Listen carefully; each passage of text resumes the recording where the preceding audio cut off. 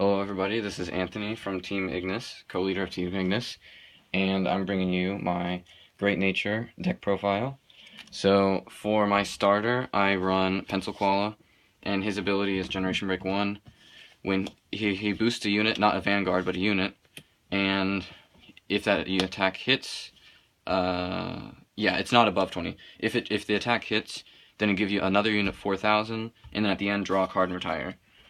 And I really like this card because it's very good to have, but it's not necessary, so it's just an extra thing that you can have. And then for my grade zeros, I run 6 crit, and I decided to do 2, 2, and 2.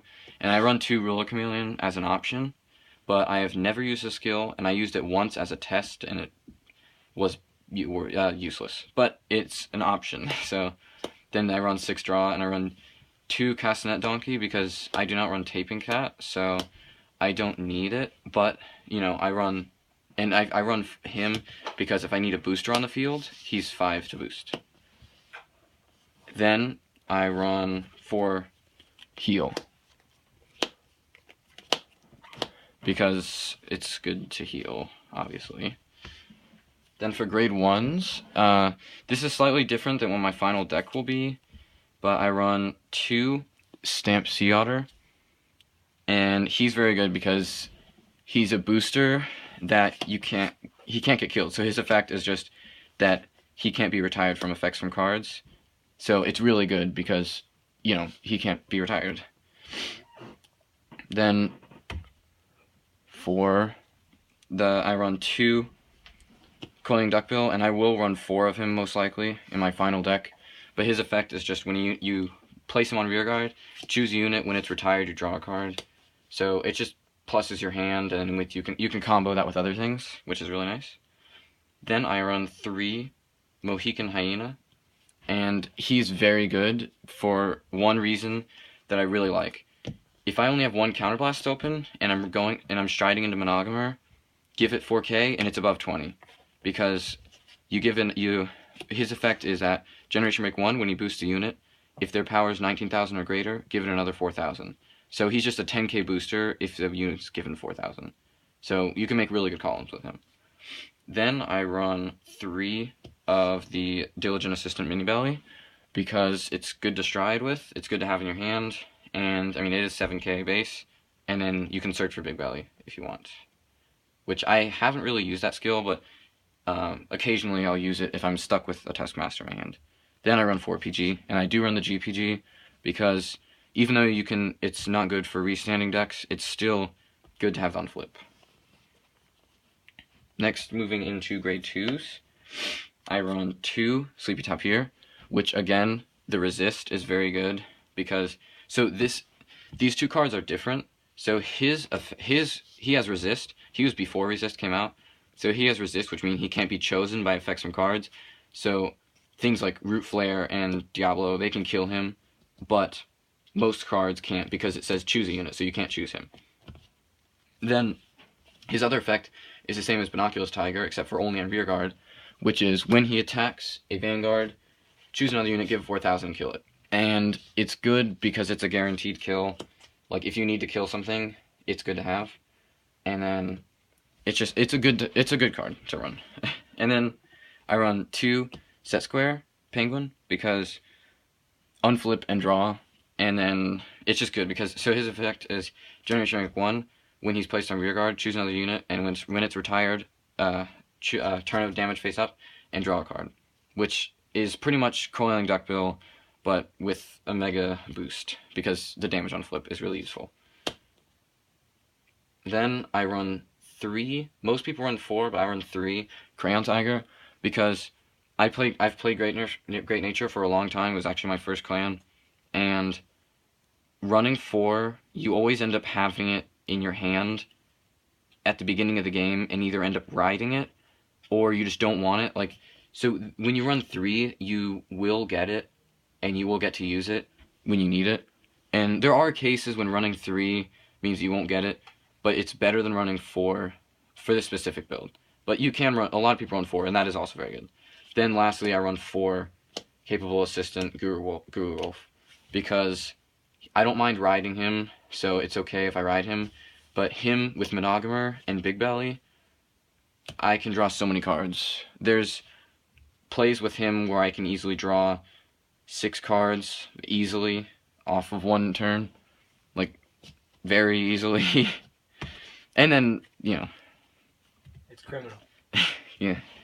Then for grade 3s, I run a little bit of a different lineup because I actually saw an interesting deck profile that gave me this idea, and it works really well. So I run 3 of Big Belly, and so I could put him at 4, but right now I'm putting him at 3 because I never I never am stuck without him in my hand. But running 4 is assurance of getting him. Well, not, of course, you're never sure, but then I run 3 of him, then I run 3. Oh, well, I'll go over his effect first. His effect is that his first effect is his Generation Break 2 effect, which is when he attacks a Vanguard, give another unit 4k, at the end draw it and retire. So, you know, it's this starter skill, but you don't have to hit. So if you do hit, give a unit 8k, and then kill it and draw 2. So that's okay. I never really use it ever. But his other skill is what's good. So when you stride over him, you counterblast 1, give up to 2 units 4,000, and when an attack in the same column as that unit hits, you draw a card and above 20,000.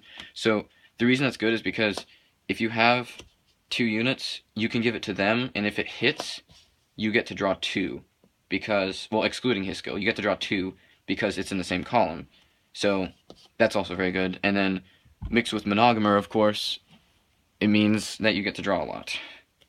And then also they overguard because they don't want you to draw. So then you take cards out of their hand.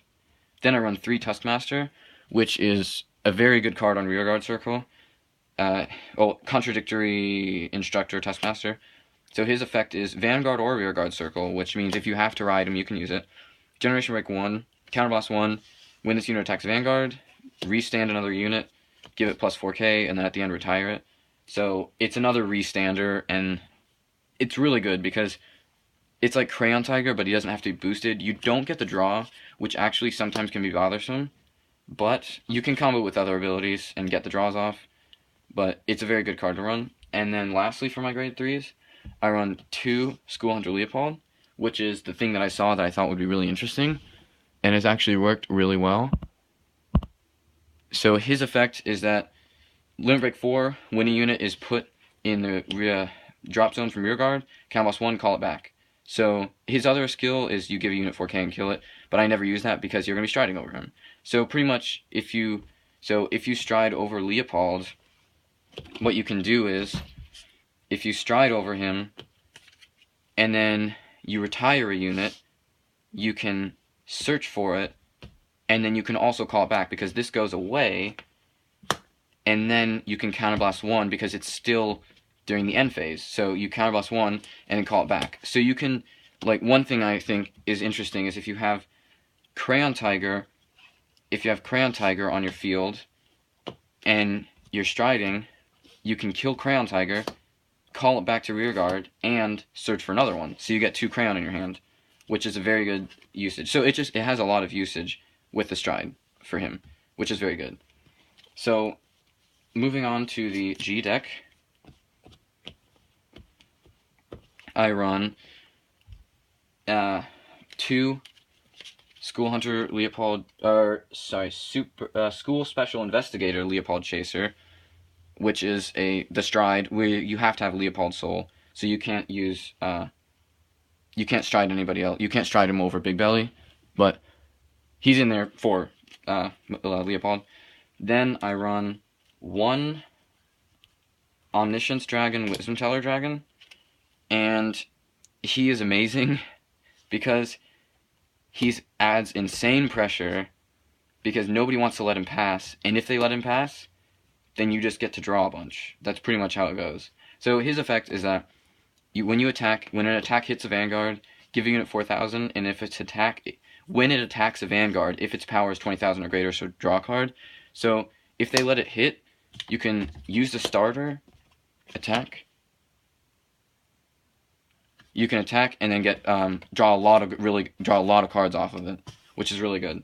So I run 1 of him, then I run 1 I do not know how to say this. I'm just gonna butcher this really bad, but Immortality Professor Phoenix. And so his effect is you give 2 units 4K and then kill them. It's good for giving units 4K. It can be a finisher card if they survive Monogamer, which leads me on to my last stride, which is for Omniscience Dragon Monogamer, which is you counterboss 1, turn 1 of him face up, then you give 2 units 4K. If their power is above 20,000, your opponent can't guard grade 1s or higher, which is an amazing skill to combo with this deck. Like, this pretty much makes it so that you get to draw, and it restricts their guarding. So it can give some really good combos with this deck. So that is my Great Nature deck profile, and if you have any suggestions, just let me know, and I will see you guys next time.